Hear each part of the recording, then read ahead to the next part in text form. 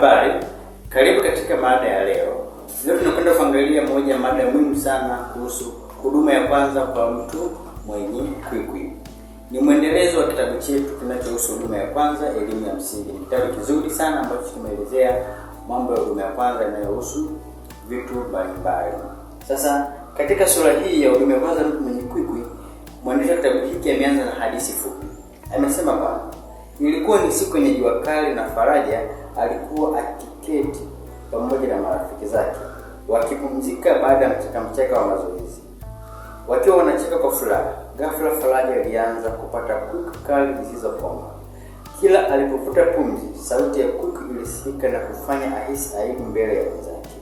Marafiki zake walijaribu kumsaidia kwa mbinu kadhaa za kienyeji, lakini hakukuwa na mabadiliko yoyote. Huko akihangaika, mmoja wa marafiki zake aliyekuwa na ufahamu kuhusu huduma ya kwanza alichukua hatua za haraka kumsaidia. Faraja alijifunza umuhimu wa huduma ya kwanza na mbinu rahisi za kuondoa kwikwi ambazo zinaweza kutumika popote na wakati wowote. Tuanze kuangalia sababu za kwikwi.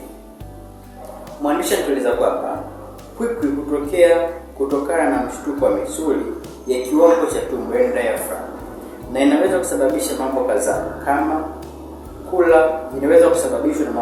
kama kula kwa haraka au kwa kiasi kikubwa, kunywa vinywaji vyenye carbon au baridi, mabadiliko ya ghafla ya joto la mwili, hofu au mfadhaiko, vyakula vyenye pilipili au viungo vikali, matatizo ya mfumo wa neva au pumuaji.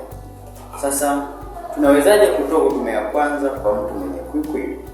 Kwanza, cha kuzingatia, kama kuna mtu kapata na kwikwi, basi fuata hatua zifuatazo, utakuwa umeweza kumsaidia. Hatua ya kwanza, vuta pumzi na kushikilia.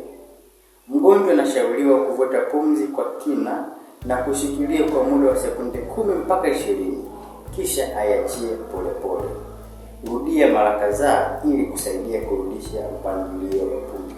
Unavuta pumzi alafu naiachia kwa muda wa 10 mpaka 20. Lakini pia kunywa maji baridi. Kunywa maji baridi kidogo kidogo kunaweza kusaidia kutuliza misuli ya kiwango, lakini maji yasiyo baridi kali sana, yawe maji ya baridi ya wastani, inaweza kusaidia kutuliza misuli ya kiwango. Lakini jambo jingine unaweza ukafanya kuvuta hewa ndani ya mfuko wa plastiki. Unaweza kuwa na mfuko wa plastiki ukavuta hewa kutumia ndani ya mfuko wa plastiki. Mgonjwa anaweza kupumua ndani ya mfuko wa plastiki kwa sekunde chache ili kusaidia kuongeza dioxide carbon mwilini, hatua inayoweza kuondoa kwikwi kwa haraka. Jambo jingine ni kutafuna chumvi kidogo au sukari. Kuweka au kutafuna punje ya chumvi au sukari kuchochea neva na inaweza kusaidia kuondoa kwikwi. Jambo lingine, kujaribu kugusa magoti kwa kichwa. Kukaa kwenye kiti na kuinama mbele kugusa magoti kwa kichwa kunaweza kusaidia kuondoa kwikwi kwa kubadilisha msukumo kwenye kiwango cha tumbo. Vitu vya kuepuka: epuka kula au kunywa kwa haraka ili kuepuka kuingiza hewa tumboni. Ikiwa kwikwi itaendelea kwa zaidi ya saa moja au itasababisha matatizo kupita kiasi kama kupumua kwa shida, ni muhimu kumpeleka mgonjwa kwenye kituo cha afya kwa uchunguzi zaidi. Huduma ya kwanza kwa matatizo ya kwikwi ni muhimu kwani husaidia kuondoa usumbufu na kurudisha hali ya kawaida ya kupumua. Mbinu hizi rahisi zinaweza kutumika haraka popote pale na kusaidia kuepusha athari zinazoweza kujitokeza kutokana na kwikwi inayodumu kwa muda mrefu. Hiyo ilikuwa ni huduma ya kwanza kwa mtu mwenye kwikwi na ilivyoelezwa na mwandishi wa kitabu hiki kizuri.